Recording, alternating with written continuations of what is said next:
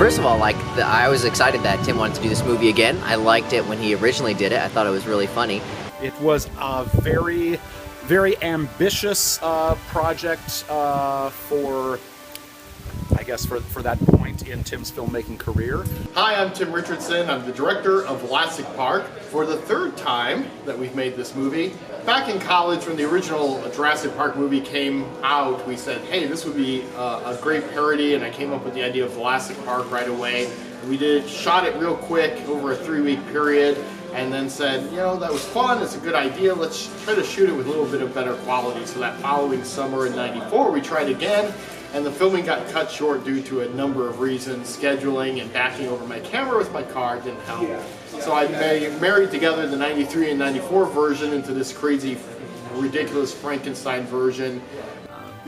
Helped with the script, and then I helped kind of talk him down off the ledge after his VHS camera got run over on set. Somebody backed over it? Yeah, it got backed over it. Well, it was set down between takes on the hood of the car, I think. Oh my god. Or maybe it was on the trunk. Anyway, it fell off and the car backed over it. Oh my god. These things happen on productions. Yeah. I love all the pickle puns. It's awesome. I love all the alliteration with the word pickle, so all the P's that come out. I just think that's funny. There is just a lot of those puns in this movie, and it's pretty funny.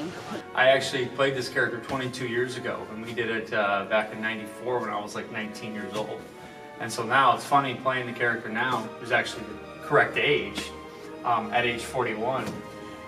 So I can kind of say I am like the original talcum of the generation of before. So yeah, man, it's kind of playing it in two different generational periods, but playing the same character. That's cool. I can dig that. We have the original actors back again, and that's been very interesting to see them grow and change into the characters that they probably should have been in the original. I'm very happy with the casting we have, with having some of our actors who were in the original film, but some of our new cast, especially Barb Riley as Belly Tatler, and Jeff Trowbridge taking over as Dr. Gallon Grunt, and all the amazing people like Paisley and Bryce who are playing the kids even though they're in their 20s and 30s. I'm not actually 11. I'm 12. Okay, yeah. Very good. Tim actually offered me this role, and being the absolutely insane individual that I am, I could not turn it down. I'm having a blast. I don't get to do a lot of comedy. I mean, it's usually the crazy bitches, but I usually get cast as, so when I get to do comedy, I'm happy. Well, Tim called me asking me if I would take the role because his original belly fell through, and since I pretty much not doing anything, which is typical, I said sure. Being able to do this was, in all seriousness, a dream come true for me. I haven't performed in close to 20 years. I was really glad when Tim decided he was going to do it and that he asked me to be part of it. On this one, the design's been a little bit different. Tim really wanted to be close to what they wore in the actual movie, so I got the movie, started watching it and checking stills on the internet and trying to match as closely as I could the clothing that the actors actually had. So there really wasn't anything that I made for this one. I've done a couple of alterations, but that's really been it so far. So what are you making? Okay, well, we're doing a dining scene tonight, which is a parody of the big dining scene from the original movie, and Tim wanted to have pickle food. Variations on different types of food for the dining table, so I'm working on that. I designed it, and I'm sitting here trying to figure out how to do this right now. But these are going to be pickle kebabs. It's going to be kind of a centerpiece. And then I'm going to be attempting to do something that looks sort of like a crown roast, except that it's pickles. All in pickles. Yes, and then I got these large pickles here today. They're going to become pickle eclairs with some chocolate and some Ready Whip. What is your favorite pickle from this film? Ooh, so far the ginormous bribery pickle from the dining room. I'm going to insert a shot of you getting that pickle. That was a good pickle. I was asking him about the decor for the visitor center.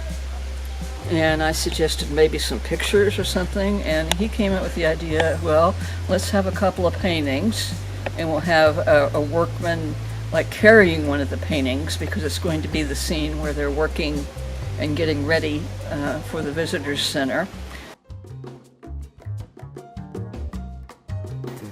So can you tell me whose idea it was to make them out of trash cans originally? Because that's like the part I remember best is turning on my public access channel. Yeah, trash cans. You're talking 1993, 1994. Yeah. Who knows where? That was 4 kids ago. I don't know.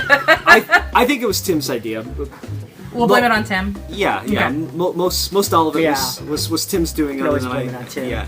We had the pickle, one version was made out of paper mache, but the most classic version were 2 green trash cans duct taped together, opening to opening with a little curved top and a mouth cut out with teeth. So the pickle puppets we have now are definitely an improvement to it. I'm Dustin Wade Mills. I'm a filmmaker from Ohio and also a special effects artist, creature effects artist. And this is the Vulassic for Vulassic Park. It's all foam.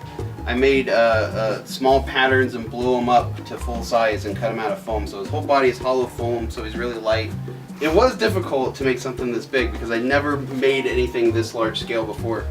And I make puppets all the time, but they're usually little like sock puppets. It's really fun. I mean, my favorite thing in the world is to make monsters, so working on Vlasic Park and getting to make a bunch of monsters, because they're not even just dinosaurs, they're pickle dinosaurs, which opens up a realm of creativity that I wouldn't have with regular dinosaurs. It lets me get away with more than if I was making regular dinosaurs. So it's a lot of fun. Oh, the puppet is cool. I think they did a great job on that. I love the pickle bumps for eyeballs and the massive teeth. It's very terrifying, but cute at the same time, which is really weird. I like that effect.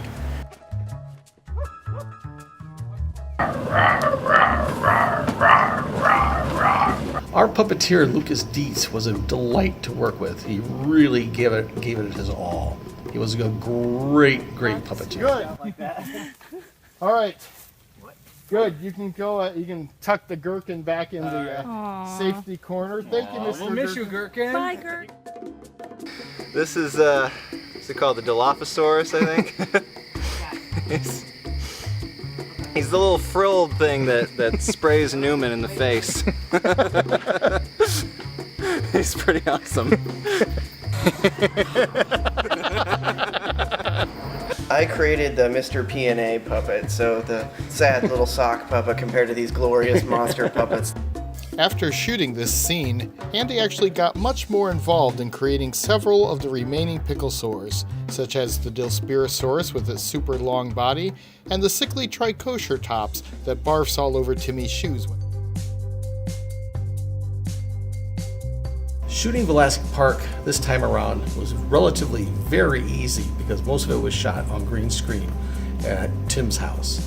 So we were able to have the woods surrounding serve as the jungle. Well, one of the advantages of filming the Vlasic Park here at Richardson Camp Richardson, has been you don't have to carry the equipment nearly as far, so packing up, putting things out and packing them up again has been a lot easier. The terrain has actually been varied, gotten a lot of different kinds of shots within a relatively compact location.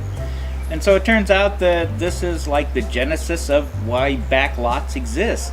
And so now I'm here with back at Tim's property, and it's cool that we're able to shoot so much just right here, right in his own backyard, literally his own backyard.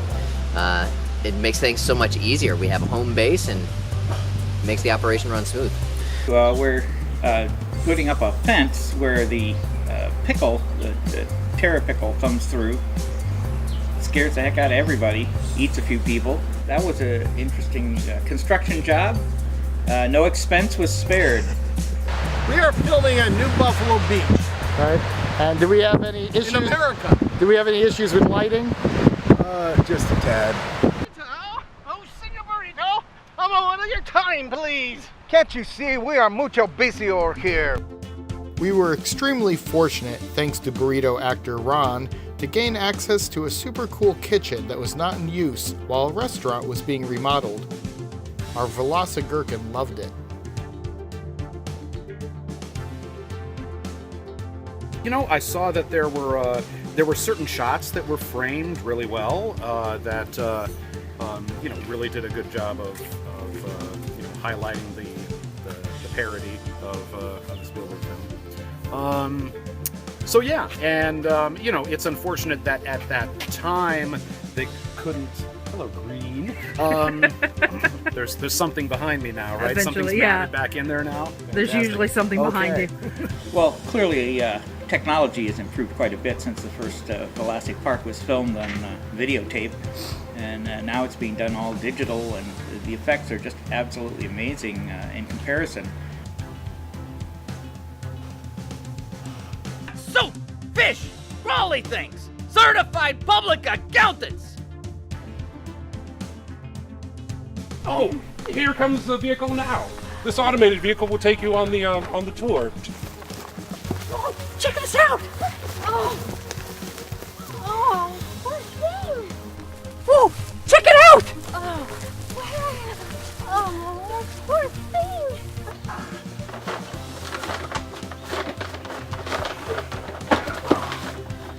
Whew, that was close.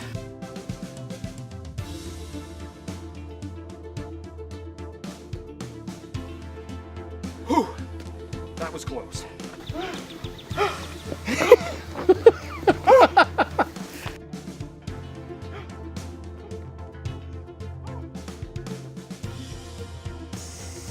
My friends, this is where it all begins.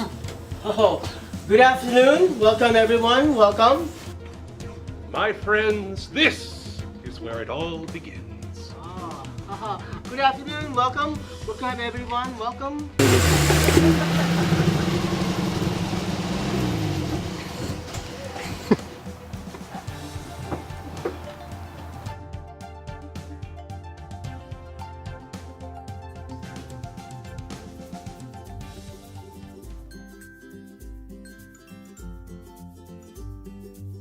If pickles ruled the earth, what's the first thing you think they'd do?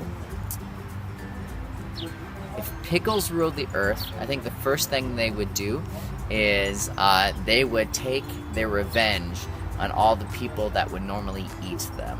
So they'd hang out at like burger joints and like sandwich and delis and that kind of thing, and they just like wait and ambush. They probably like hide inside near where the other pickles are, and then when someone goes to actually eat a pickle, they jump out and then they, you know, eat them in turn, you know. Anything that will want to take over a planet doesn't want to share. You either be submissive to them or you're done, pretty much.